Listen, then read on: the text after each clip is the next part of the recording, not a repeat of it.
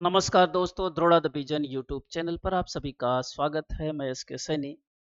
आइए, जो फरवरी 2026 में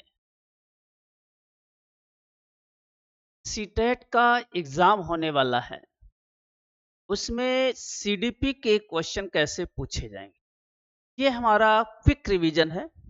अगर आपने पढ़ा हुआ है तो हम आइए जल्दी से रिवीजन करते हैं। और आज सीडीपी के 30 क्वेश्चन का रिवीजन हम लोग करेंगे। पहला क्वेश्चन दिया है, विकास से तात्पर्य कि विकास से क्या तात्पर्य है ये बताना है। डेवलपमेंट किसे कहते हैं? केवल की बात कहेगा खत्म हो जाएगा, केवल की बात कहेगा खत्म हो जाएगा, अचानक परिवर्तन कहेगा ये भी खत्म हो जाएगा, व्यक्ति में समग्र परिवर्तन होलिस्टिक चेंज ओवरऑल चेंज जो होता है उसी का नाम है विकास। प्रारंभिक बाल्यावस्था में कौन सा विकास सबसे तेज होता है?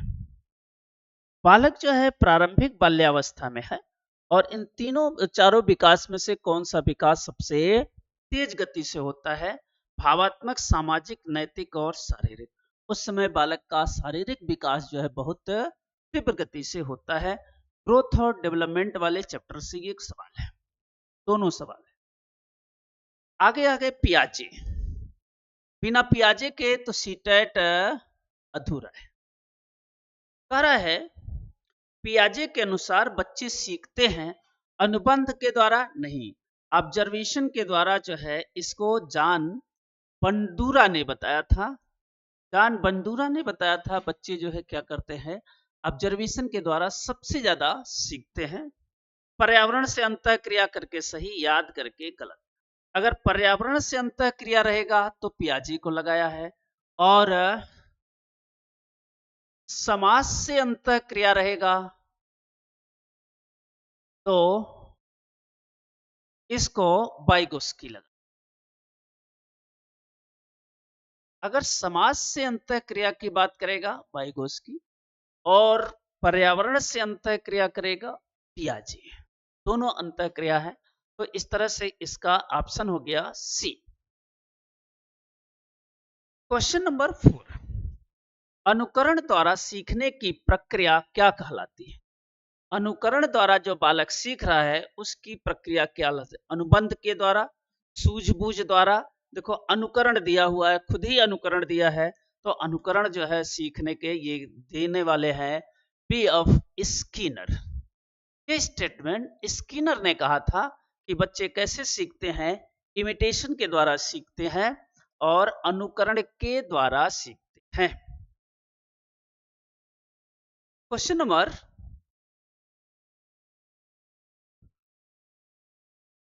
5, सामाजिक विकास का सिद्धांत किसने दिया? सोशल डेवलपमेंट थ्योरी सभी जानते हैं, वाइगोस्की का सिद्धांत है। स्किनर के सिद्धांत अनुकरण के द्वारा सीखना है, और बीएफ थॉर्नडाइक का है त्रुटि और प्रयास और त्रुटि के द्वारा सीखना, ट्रायल एंड एरर। प्रयास और त्रुटि के द्वारा सीखना ये थॉर्नडाइक का है। तो इसमें जो आपको मिला वो मिला बी वाइगोस्की। आईक्यू संबंधित है। आईक्यू किससे संबंधित है? बुद्धि का हम आईक्यू निकालते हैं, और बुद्धि का मतलब होता है मानसिक क्षमता, मेंटल एबिलिटी से संबंधित है। बुद्धि का मतलब होता है मेंटल एबिलिटी से संबंधित है, तो आईक्यू जो है मेंटल एबिलिटी से संबंधित है। पियाजे के सिद्धांत को पहली अवस्था क्या है? पियाजे के सिद्धांत की 4 अवस्थाएं होते हैं, यही चारों अवस्था है। पहली अवस्था ये होती है, दूसरी अवस्था ये होती है, तीसरी ये होती है, और चौथी, पहली ये है, दूसरी पूर्व संक्रियात्मक अवस्था, तीसरी और चौथी जो है फॉर्मल ऑपरेशनल स्टेज। ठीक, यह 0 से 2 है, 2 से 7 है, 7 से 11 है, और 11 से 15 है। तो पहली अवस्था पूछ रहा है, तो संवेदी प्रेरक अवस्था उसकी पहली अवस्था कही जाएगी। क्वेश्चन नंबर 8, कह रहा है करके सीखने पर बल दिया जाता है। करके सीखने पर बल दिया जाता है। लर्निंग बाय डूइंग किसने बताया था? जॉन डीवी ने बताया है। जॉन डीवी ने बताया था कि करके सीखना चाहिए। इसके बाद विकास को सबसे अधिक प्रभावित करने वाला कारक है। विकास को सबसे अधिक प्रभावित करता आनुवंशिकता, पर्यावरण दोनों। जबकि देखो विकास को प्रभावित करने वाले विकास क्या होता है? पर्यावरण और आनुवंशिकता का गुणनफल होता है। पर्यावरण और आनुवंशिकता का क्या होता है? गुणनफल होता है। इसी को हम विकास कहते हैं। तो देखो यहाँ पे दिया हुआ है ए और बी दोनों है। ए और बी दोनों है। अगला क्वेश्चन फिर देखेंगे।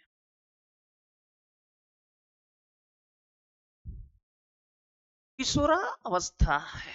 किशोरा अवस्था भावात्मक स्थिति है, तीव्र शारीरिक परिवर्तन है, कोई परिवर्तन नहीं है, वृद्धावस्था है। तो किशोरावस्था में क्या होता है? तीव्र शारीरिक परिवर्तन होता है, क्योंकि बच्चों के हार्मोन्स ज्यादा इफेक्टिव होते हैं।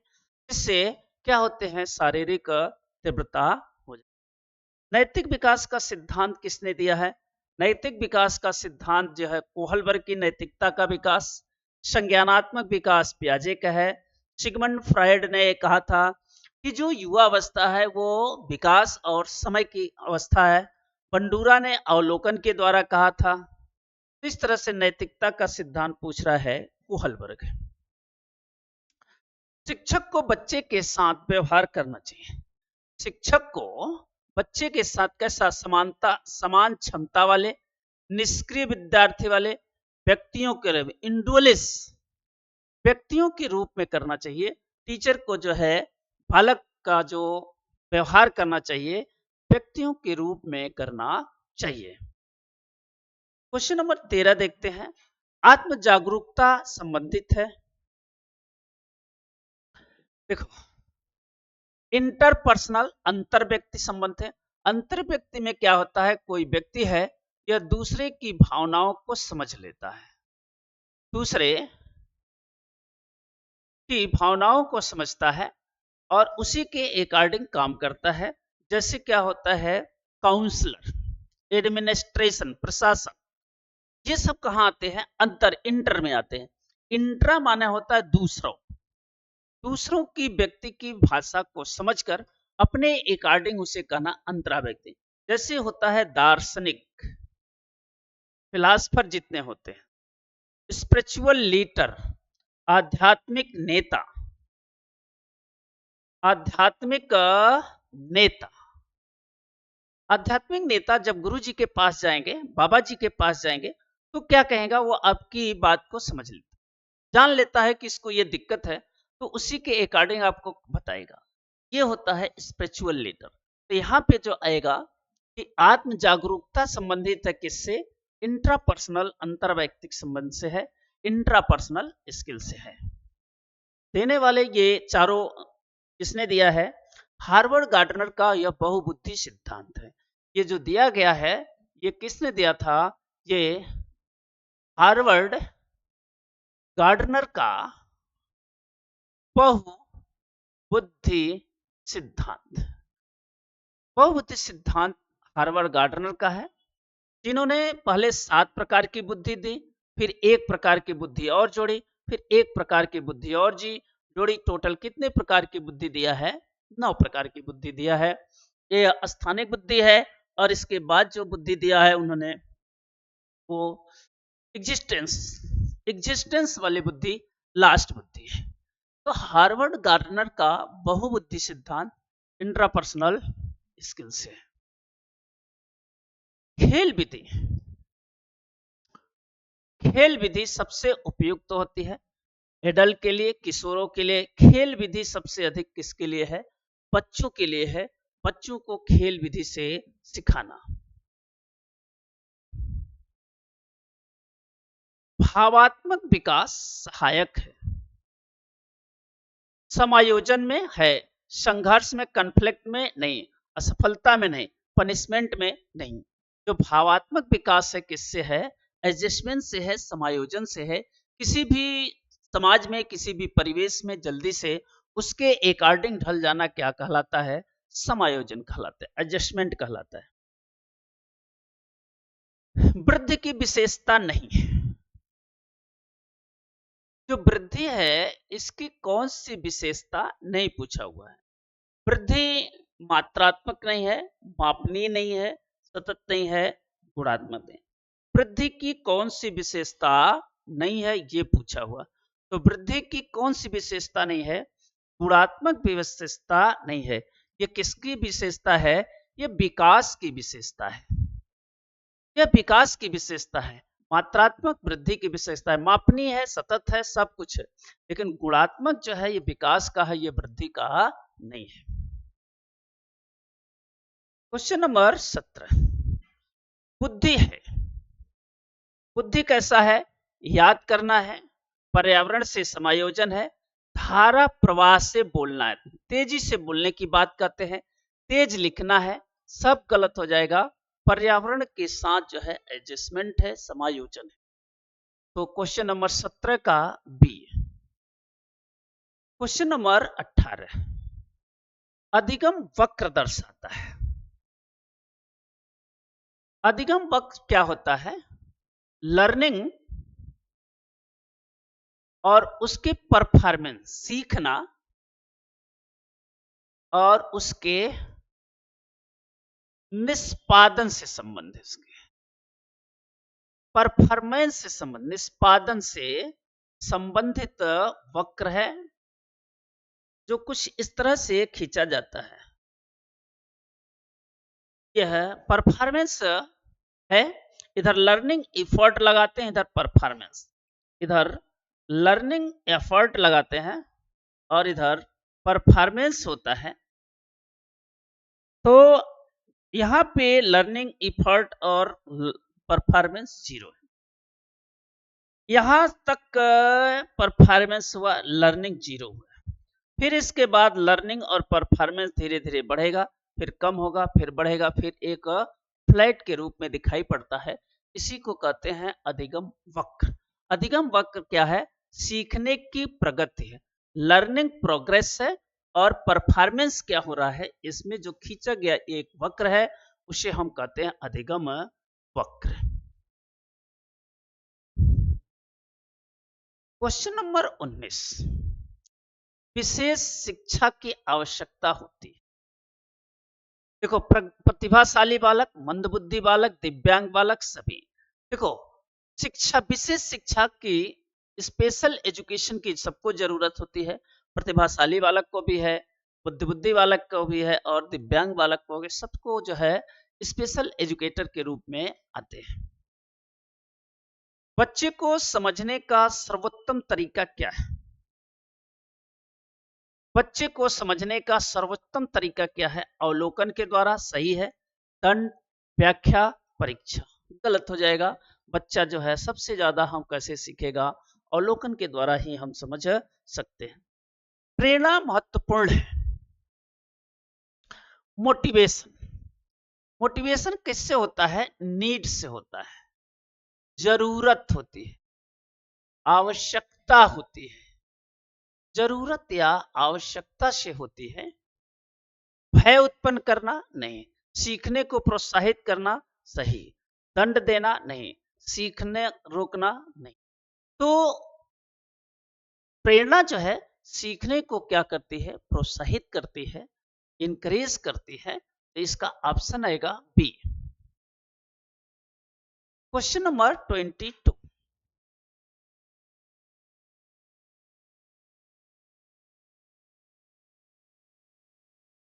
क्वेश्चन नंबर 20, प्रयास और त्रुटि, ट्रायल और एरर के माध्यम से सीखना। ट्रायल और एरर की थ्योरी किसने दी? प्रयास और त्रुटि के द्वारा सीखना, यह है आपका थॉर्नडाइक का। पॉलाक का है कंडीशनल थ्योरी, स्टिमुलस का है, और स्टिमुलस थ्योरी इसका है। स्किनर का है अनुकरण के द्वारा सीखना। स्टिमुलस थ्योरी पॉलाक का है, अनुकरण के द्वारा सीखना स्किनर का है, थॉर्नडाइक का है प्रयास और त्रुटि के द्वारा सीखना, और जॉन बंदूरा का है ऑब्जर्वेशन अवलोकन।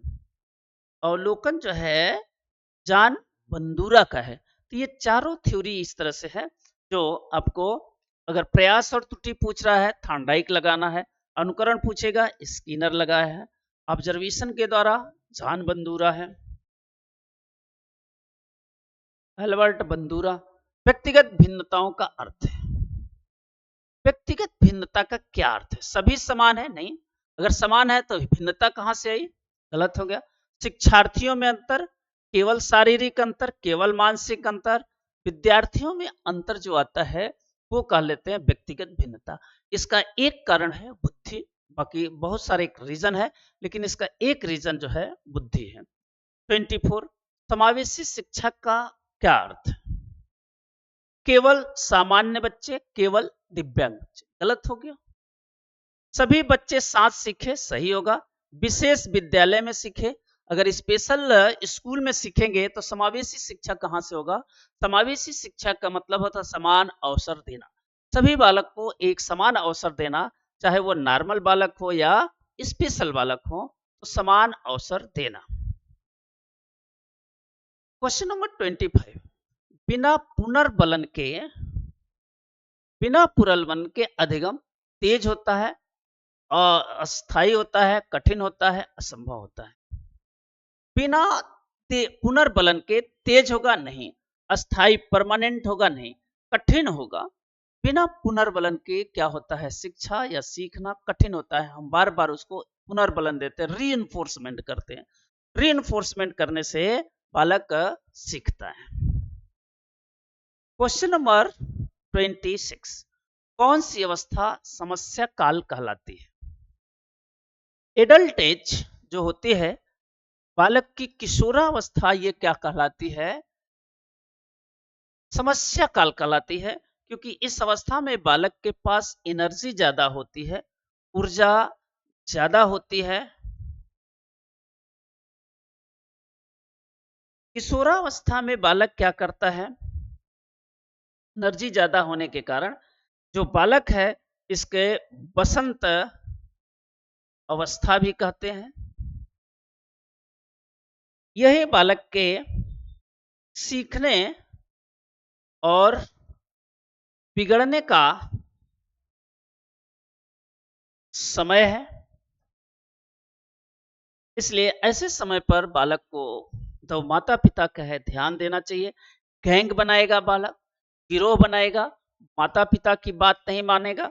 ऐसे में बालक क्या बनाता है? गैंग बनाता है, और गैंग बनाता है, दोस्ती करता है लोगों से।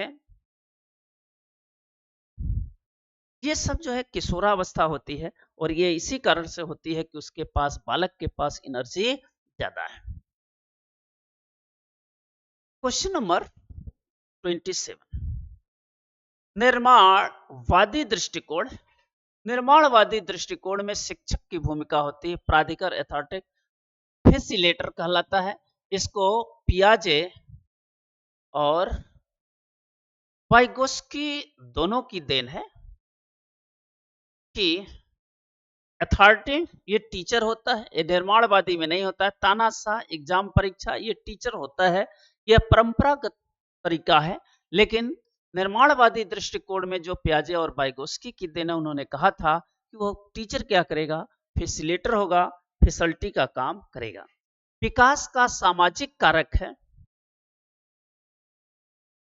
विकास का सामाजिक कारक है। देखो सामाजिक कारक आ गया तो वाइगोस्की आएगा, और जहां पर वाइगोस्की आ गया सामाजिक कारक में, न्यूट्रिशन और हेरिडिटी ये पियाजे के अनुसार आएगा। सहपाठी पीयर्स ग्रुप, सहपाठी समूह जहां पे आएगा वो हो जाएगा सामाजिक कारक। विकास का सामाजिक कारक पीयर ग्रुप बनाएंगे। पीयर का मतलब होता है सहपाठी, साथ में पढ़ने वाले। ऐसे स्कूल में साथ में पढ़ने वालों की जो आपस में ग्रुपिंग होती है उसी को कहते हैं पीयर। ये भी क्वेश्चन हो गया। क्वेश्चन नंबर 29, सीखना सर्वश्रेष्ठ होता है जब बच्चा निष्क्रिय होगा, नहीं, जहां पे निष्क्रिय शब्द आया गलत। सक्रिय होगा, सही। शिक्षक हावी होगा, गलत। भय उत्पन्न होगा, गलत। ठीक है, अगला क्वेश्चन। सीडीपी का मुख्य उद्देश्य क्या है? हम चाइल्ड डेवलपमेंट एंड पेडागोगी का क्या मुख्य उद्देश्य है? शिक्षण विधियां, नहीं। बालक का विकास और अधिगम, सही है। परीक्षा प्रणाली, गलत होगा।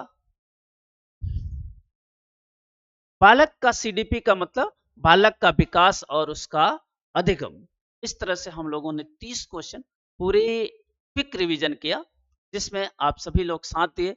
सभी लोगों को धन्यवाद।